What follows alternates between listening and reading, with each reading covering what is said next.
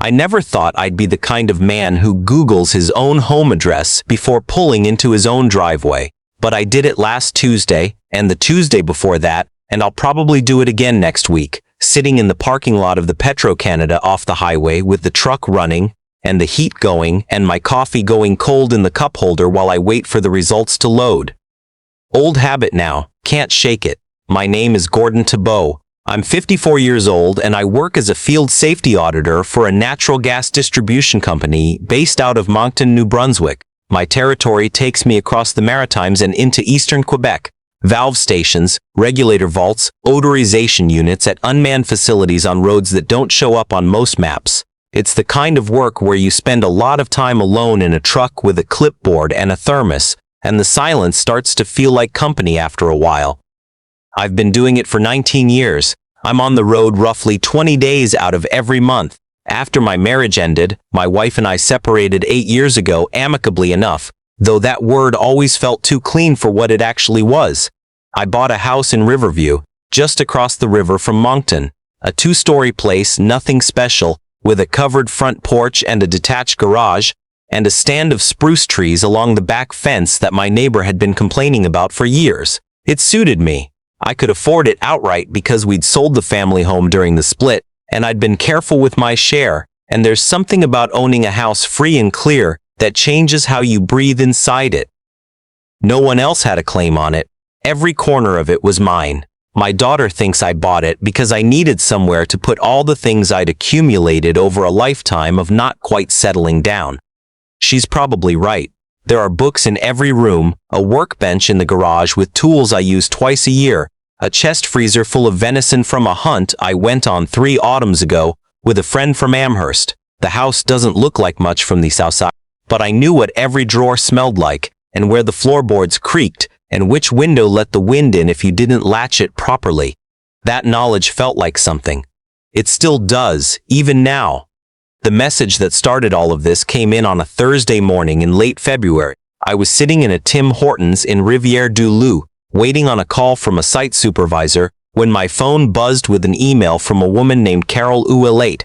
She identified herself as the president of the Riverview Riverside States Community Association. I didn't know there was a community association. I'd certainly never been to a meeting. The email was polite, in the way that emails from people who have done their research are always polite.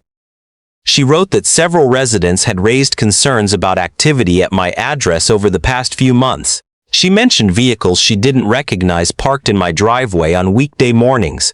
She mentioned, specifically, a white cargo van that appeared regularly on Tuesdays and Thursdays. She mentioned strangers being seen entering and leaving through the side door of my garage. She said she was reaching out as a courtesy before filing a formal complaint with the municipality. I read it twice in the parking lot of that Tim Hortons, and then I put the phone face down on the table and stared at the wall for a moment. I'm on the road 20 days a month. When I'm home, I'm usually catching up on sleep or admin work, or driving to the grocery store in Moncton, and I'm not paying a lot of attention to what the street looks like.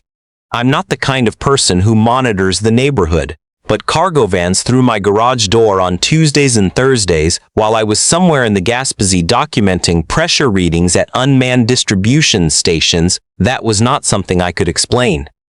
My first thought was a break-in. My second thought was something worse than a break-in, something organized, something ongoing. The email mentioned months. This had apparently been happening for months. I called my daughter from the parking lot. She lives in Fredericton, about 2 hours away, and she's the kind of person who stays calm when other people don't. She told me to drive home and look at the house before I assumed anything. I told her I had 2 more sites to visit that afternoon. She told me the sites could wait. She was right. I texted my supervisor that I had a family situation and needed to drive back early. He said to check in Monday. I left the coffee on the table and got on the highway. I didn't go directly to the house. That impulse, to go straight there, to bang on the door, to find out immediately. I understood it and I didn't act on it. I'd done a safety audit once at a facility where a worker had confronted a trespasser without backup and wound up with 3 broken ribs and a lawsuit. The instinct to charge in is almost never the right move. I pulled into a motel off Main Street, checked myself in for the night, and sat on the edge of the bed and thought about what I actually knew. The vehicles. People entering through the garage. Months of it. I drove past my house around 9 that evening, slow like I was just passing through. The porch light was off, which was odd. I keep it on a timer. The garage side door was closed. Nothing seemed obviously wrong, except for one thing. On the front step, there was a small wooden sign I had never bought and never seen before, the kind you get at a home decor shop, painted with a little welcome message and a stylized leaf design. I'd been to that house 100 times. I knew my front step. That sign was not mine. I drove back to the motel. The next morning, I called the RCMP non-emergency line. The officer I spoke with listened to everything I described. He was patient, asked a few questions, and then told me what I think I already knew. Without evidence of forced entry or an active criminal situation, there wasn't much they could do at that point. He said if I could document what was happening, who was entering, when, how, it would give them something to work with. He told me to keep a record of everything. I went to a Best Buy in Moncton that afternoon and bought 3 wireless cameras and a video doorbell, the kind that upload continuously to cloud storage and send alerts to your phone. I also bought a padlock for the side gate, which I realized I'd never bothered to lock. That afternoon, I was confident the house would be empty. It was a Friday, and whatever was happening seemed to follow a weekday pattern based on the community association email. I parked around the block, went in through the backyard fence with my own key, and let myself in through the back door. The kitchen was the first thing that stopped me, not because anything was destroyed or obviously disturbed. It was subtler than that, the kind of wrongness you feel before you can name it. The room smelled like cleaning products I didn't own. Something citrus, industrial, not the dish soap I keep by the sink. There was a roll of blue painter's tape on the counter I'd never bought. A cup of pens near the microwave, more pens than I own, a brand I didn't recognize. When I opened the drawer where I keep batteries and takeout menus, someone had reorganized it. I stood in my kitchen and tried to remember if I'd reorganized that drawer before my last trip. I hadn't. I moved through the house carefully. The living room had been shifted. My couch was pushed back against the wall further than I keep it, and my coffee table had been moved to the corner. There were 2 folding tables set up in the center of the room, the kind you rent for events, with folding legs still extended. Against the wall near the window, there were 4 stacking chairs in a neat row. I own 1 kitchen stool, that's it. In the basement, which I use mainly for storage, shelves of boxes, my camping equipment, the chest freezer. I found extension cords running across the floor to a far corner I'd cleared out years ago to make room for a treadmill I never bought. In that corner, there were 3 folding partitions, the kind that divide office space into cubicles, arranged in a U-shape. On the carpet inside the U, there were cable marks. Something had been set up there recently and removed. I went upstairs. The bedrooms were mostly untouched, or so it seemed at first. But in the guest room, a room with a bed I'd bought for when my daughter visits, a dresser with nothing in it, a closet with old hockey gear, there was a travel-size basket on the night table, individually wrapped soap, a small bottle of hand lotion, a folded card with the Wi-Fi password written on it in neat handwriting, my Wi-Fi password. Someone had written my Wi-Fi password on a card and left it in my guest room for a stranger to find. I installed all 3 cameras that afternoon. 1 in the living room, tucked behind the row of books on the top shelf of my bookcase and angled toward the folding tables. 1 in the kitchen above the upper cabinets. 1 in the basement, aimed at the corner with the cable marks. The doorbell camera went up at the front. I replaced the side door lock on the garage with a deadbolt that didn't match the existing key. Then I put everything back the way I'd found it. The folding tables, the stacking chairs, the welcome basket in the guest room, and I left through the back. I went back to the motel and ordered a pizza and watched the camera feeds on my phone until 2 in the morning. Nothing moved. Monday morning at 7:48, the doorbell camera sent me an alert. A cargo van pulled up in front of the house. 2 men in fleece vests got out, went around to the back of the van, and unloaded a folding table and several boxes. One of them had a key. Not my key, the side garage door key, which I'd changed the lock on. He stood there for a moment trying it, then knocked on the front door. No one came. He tried the old key in the front lock, which I hadn't changed. The front door opened. They let themselves into my house. I was sitting in my motel room in Riverview 3 kilometers away, watching it on my phone, and I felt something I can only describe as the specific horror of a violation that has no dramatic single moment, no broken window, no ransacking.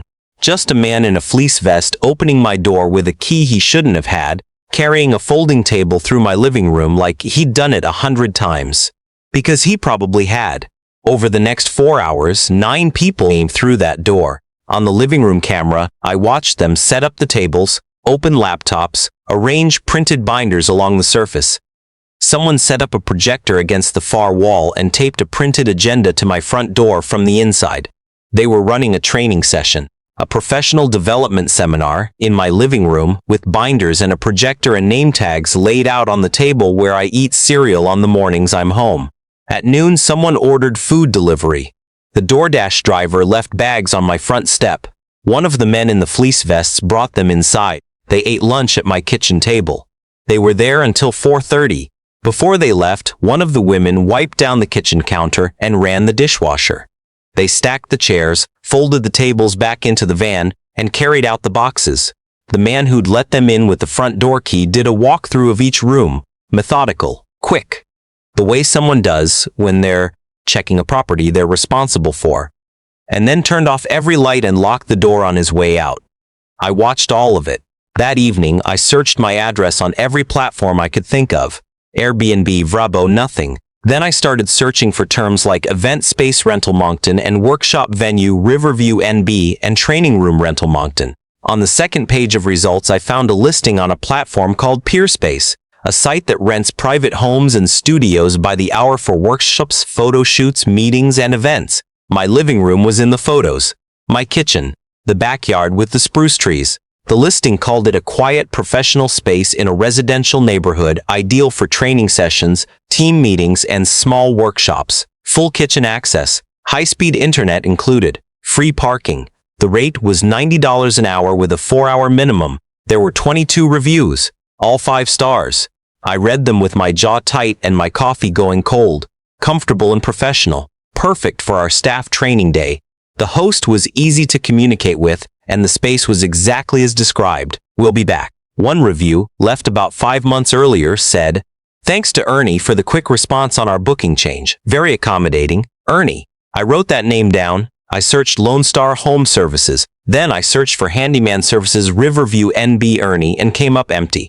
I pulled up my email history and went back 3 years, looking for any service call where someone had been given access to my house while I was away. A plumber in the spring. An electrician the following fall. A company called Atlantic Home Solutions for a furnace inspection. I'd given the technician the garage side door key because I was driving back from Bathurst that week and wouldn't make it home in time. The technician's name on the invoice was listed as E. Below. Ernie Below. Atlantic Home Solution. I called their main number the following morning, gave a false name, said I was looking to book a furnace cleaning. The woman who answered confirmed they still had an E. Below on staff. I thanked her and hung up. I had enough to go to the police with something real. I called the RCMP detachment in Riverview and asked to speak with someone who handled property crimes. I was connected to a corporal named, I'll call her by rank, who listened to everything without interrupting. I drove in that afternoon with my laptop, my phone, and a folder of screenshots I'd printed at the Motel Business Center. She looked at everything carefully. When I finished walking her through it, she set her pen down and said, "You've been very thorough. What you have here is criminal trespass, theft of services, and fraud. If he's been collecting money through the platform, we can establish a financial trail. This is actionable." She asked me one question I hadn't thought to ask myself. Had I checked my credit report recently? I hadn't. Not in well over a year. I pulled it up on my phone that night in the motel room, through Equifax and then through TransUnion. There were 2 hard inquiries I didn't recognize, both from the same 2-week period about 4 months earlier. One from a credit card provider, one from a company I'd never heard of that, when I searched it, turned out to be a short-term personal loan service operating online. Neither had resulted in an account being opened. The applications had apparently been denied, but someone had applied, using my name, my SIN, and likely documents from my home office, which was a room I had not checked carefully when I'd come back to install the cameras. I went back to the house the next afternoon while I knew it was empty and went through my home office properly for the first time. The filing cabinet, a 2-drawer metal cabinet where I keep tax returns, insurance documents, vehicle registration, the deed to the house, was locked as I'd left it. But the cabinet itself had been moved. There were marks on the carpet where the legs had been dragged forward and then pushed back. Someone had moved it, examined the back and sides, and put it back where it was. And my paper shredder, which I keep beside the filing cabinet, had a small red light on the side that indicates the bin is full. I had emptied it before my last trip. Someone had used my paper shredder. The implication of that made me sit down on the floor of my home office and stay there for a while. The corporal called me back the next morning. Her team had begun looking into Ernie below through their own channels. Over the following 3 weeks, they built a case I didn't have full visibility into, but what she told me eventually was this. Ernie below had been running the rental operation for approximately 7 months. He'd used the key to the garage side door that he'd obtained during the furnace inspection, a key that Atlantic Home Solutions had no record of tracking or retrieving after the job was completed. He'd returned to the house several times before the first PeerSpace booking to take the listing photos and map the Wi-Fi network. The PeerSpace profile was registered under a variation of his name, with a payment account linked to an e-transfer address that he'd set up specifically for this purpose. His bookings averaged 3 to 4 events per month. His sister, I'll call her that because that's what she was, handled the client-facing communications. She managed the booking calendar, responded to inquiries, and handled refund requests and rescheduling. She had never entered my house. She had driven past it once, apparently, to confirm it matched the listing photos. She made money from the arrangement without ever setting foot inside. When police found the message history between the two of them, she had sent him a link to my property tax record with a note that said something to the effect of, "Owner is gone basically all month. This one is ideal." The attempted credit applications were traced to a period when Ernie had accessed my home office during a booking. He'd arrived early, before the clients, and had approximately 40 minutes alone in the house. The applications were denied because my credit history didn't match the employment information he'd provided. He'd guessed at the details and gotten them wrong. Police executed search warrants at Ernie Below's apartment and at his sister's address on a Wednesday morning, about 5 weeks after I'd first walked into that motel in Riverview. The PeerSpace listing was taken down within the hour. Ernie was charged with criminal trespass, fraud, theft of services, and 2 counts of attempted identity theft. His sister was charged with fraud and conspiracy. Both were arrested the same morning. I was standing in the parking lot of a valve station outside Sackville when the corporal called to tell me. I remember the wind was bad that day, coming off the Tantramar Marsh, the kind that finds every gap in your jacket. I stood there in the cold and thanked her and then sat in my truck for a few minutes without starting the engine. Ernie pleaded guilty on the trespass and fraud charges. He received 14 months in a provincial correctional facility, followed by 3 years of probation. The identity theft charges added an additional year of probation on top of the sentence. His sister received 9 months of probation and was ordered to pay restitution. Atlantic Home Solutions, when contacted by the RCMP, stated they had no record of the key being retained after the service call and denied any liability. That may have been true. It didn't matter much in the criminal case. My lawyer filed a civil claim against them for negligent key management and failure to implement any key return protocol.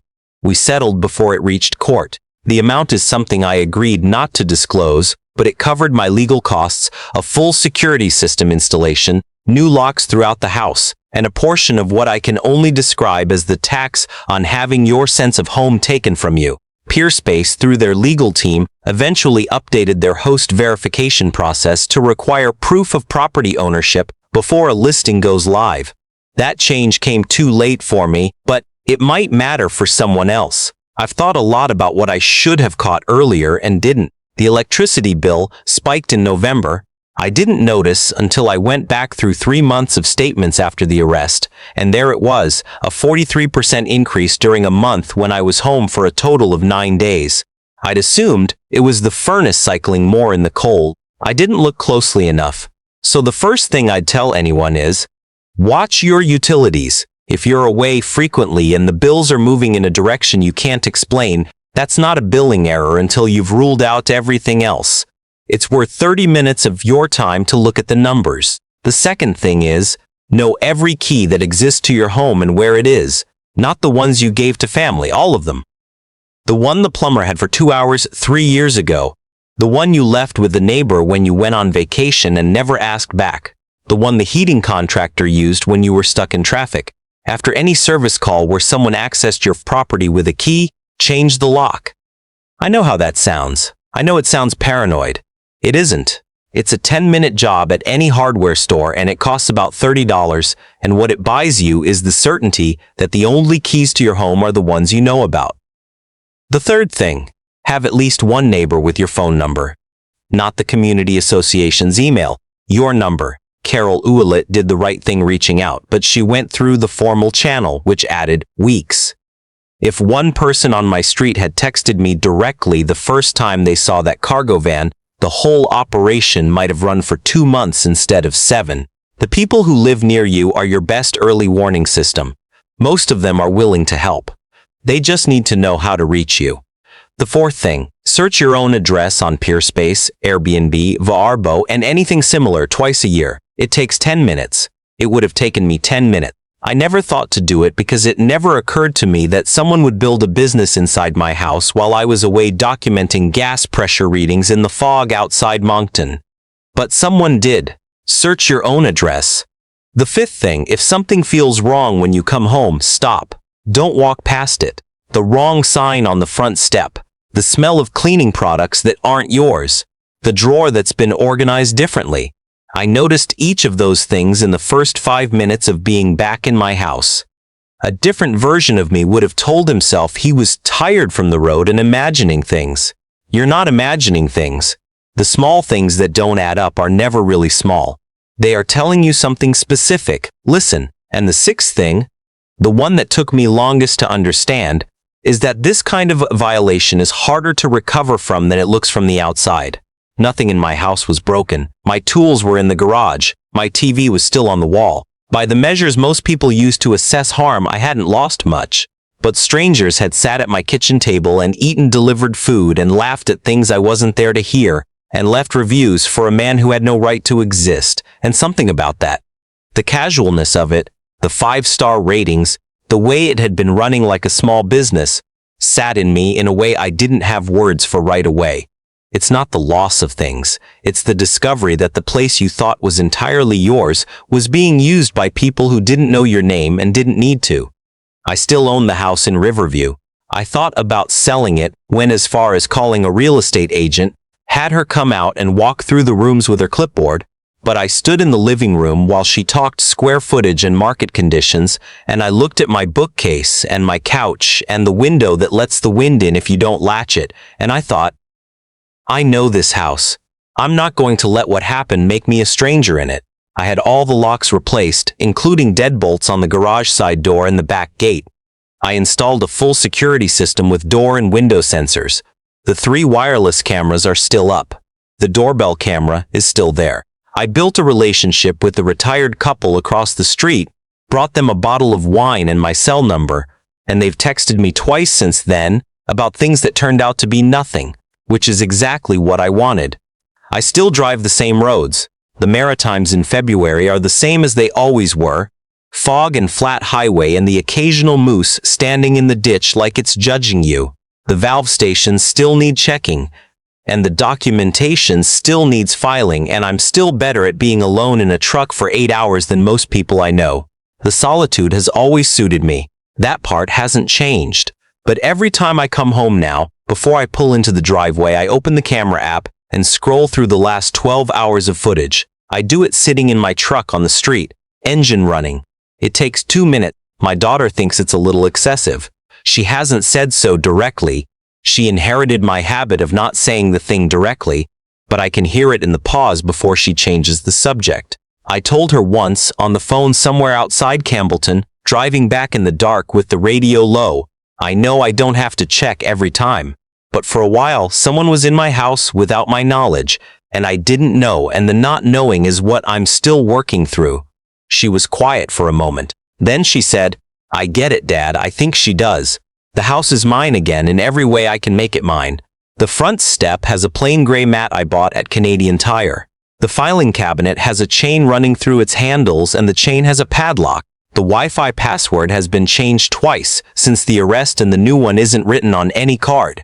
If you own property and you're away from it more than you're there, I need you to hear this clearly. Your home does not protect itself just because you lock the door. There are people who are patient and methodical and very good at identifying the gaps in the systems we don't think about.